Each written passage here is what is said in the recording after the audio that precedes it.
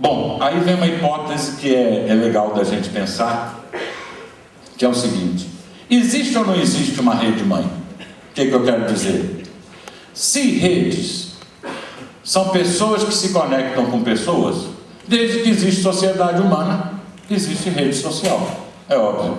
A rede social é o resultado das conexões entre os nodos, que são pessoas. Essa rede social não tem motivos intrínsecos para ser vertical. Se pessoas se conectam a outras pessoas, e não há nenhum impedimento que elas se conectem a outras pessoas, essa rede tende a ser distribuída, mas na verdade ela não é. Se a gente for olhar as sociedades realmente existentes, você diz, não, mas não é bem assim, ó. Então, alguma coisa verticalizou. Algum software ou algum programa verticalizador começou a rodar nessa rede mãe. Essa rede mãe funciona mais ou menos como um BIOS, né? Ela dá conta do Basic Input, Output, é um sistema disso, né? Mas de repente, algum programa verticalizador começou a rodar ali, em geral um programa memético. O meme é uma hipótese interessante, seria uma unidade replicável semelhante ao gene, só que ela é uma unidade, o meme é mental, quer dizer, é algum tipo de ideia que consegue se replicar e infectar os outros cérebros, assim como o gene teria, na visão neodarwinista, o egoísmo de se replicar através de nós, que somos as máquinas que eles usam para eles se replicarem. O meme seria a mesma coisa, seriam ideias, unidades autorreplicadoras.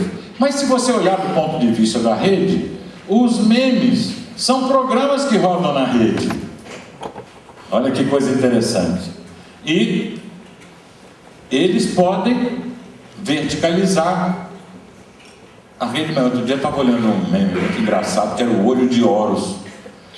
Eu já até escrevi um artigo sobre isso. Estava passeando aqui, lá no bairro chamado Alto da 15, que tem aqui em Curitiba, e me deparei nesse domingo de manhã com um salão de beleza com aquele desenho do olho de Horus, né?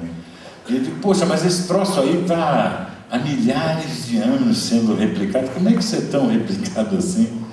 Né? Quer dizer, como é que os deuses foram memes que se replicaram na rede e, em geral, verticalizaram a rede, né? Muito bem. A rede mãe, isso é uma imagem. As redes que articulamos voluntariamente talvez sejam interfaces para a gente conversar com essa rede mãe. Eu sempre conto essa história, parece um pouco forçada, mas ela é verdadeira, viu, gente? Você vai falar com o cara da associação de bairro lá, e ele sempre reclama da mesma coisa. Podem conversar com o presidente da associação de bairro. Ele diz, estou aqui há 20 anos pelejando, o povo aqui não une, a gente tenta reunir, mas eles não vão. Não é assim? Em todo lugar? Aí você vai ver, mas seu João, como é que é a sua organização aí no bairro? Quem é o presidente? Sou eu mesmo. Há quanto tempo, seu João? Tem uns 20 anos que eu estou aqui. E, mas seu João não muda? Não muda. Aí você vai lá, ele fez uma piramidezinha lá no bairro, e ele quer conversar com a sociedade. E o povo quer chegar, tomar uma sopa, assistir novela e dormir, não quer ir na reunião do seu João.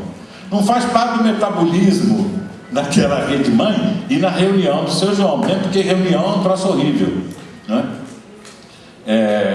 E aí você vai ver a explicação está no padrão de relação, no padrão de organização que ele construiu. Ele construiu uma organização, ele construiu uma piramidezinha para privatizar um pedacinho do capital social lá que ele quer privatizar. Ele quer, grande parte deles querem ter um curral de pobre para oferecer como moeda de troca na hora de uma campanha eleitoral, ou para fazer um programa para o governo, para distribuir Bolsa Família, outro negócio desse aí, isso tudo. E ele quer usar aquele cercado que ele fez do povo ali para isso. É claro que para fazer isso você tem que ter uma estrutura de comando e controle, não pode fazer rede, você tem que fazer mesmo uma organização hierárquica. Olha que coisa. Esse negócio da interface. A interface organizativa para conversar com a sociedade, se você monta uma pirâmide, é uma interface ruim. A rede mãe não conhece essa linguagem, né? Então isso aparece como as pessoas não dando importância para aquilo que você está fazendo. Agora vamos às questões mais quentes. Nós falamos disso, mas nos organizamos hierarquicamente, né? Não é assim? A gente fala de rede, diz que gosta de rede, que rede é o futuro, que está emergindo a sociedade rede, que tudo é muito bacana, mas na hora da gente ganhar dinheiro, da gente fazer alguma coisa, a gente monta a nossa piramidezinha lá. A gente monta o nosso quadradinho. A gente monta o nosso sistema de comando e controle, porque a gente acha que não vai funcionar se não for assim. Mas existem experiências que mostram que empresas podem ser já organizadas em rede, dependendo do tipo de negócio. Madeireira é mais difícil, mas organizações, essas chamadas da sociedade civil ou do terceiro setor, 90% delas poderiam ter estrutura de rede. Pelo negócio que elas fazem, não precisava ter aquilo. Não precisava ter a diretoria, a sede, o chefe. Não precisava. Você quer fazer um programa de educação, você pode fazer ele muito bem em rede, cada parceiro entrando com uma parte. Não precisa ter uma conta bancária para botar o dinheiro. Só precisa se esse negócio estiver dentro da sua cabeça. Ou então, se você quiser reunir aquele dinheiro que tem aquele fim para viver dele de outra maneira. Não precisa. Grande parte das coisas que nós fazemos, que não são comando e controle, podem ser feitas em rede já. A gente não faz porque nós estamos envolvidos numa cultura que é uma rede fechada de conversações. Olha aí o Maturana de novo. A cultura é uma rede fechada de conversações que tem circularidades que são inerentes, e você fica ali, aí você só acredita naquela conversa que roda ali, e aí você não acredita que seja possível, embora você já tenha os instrumentos, você não acredita que seja possível se organizar de outra maneira. Esse desenho é muito bacana, né? Dê uma olhada aí, ó. A escadinha, a porta, mais escada, mais porta, mais escada, mais porta. É assim. As organizações são assim, não é por acaso. Não é a funcionalidade arquitetônica do prédio que dita isso. É a funcionalidade do padrão de organização, né? Então aí, essa não precisa comentar, né? Essa aí a gente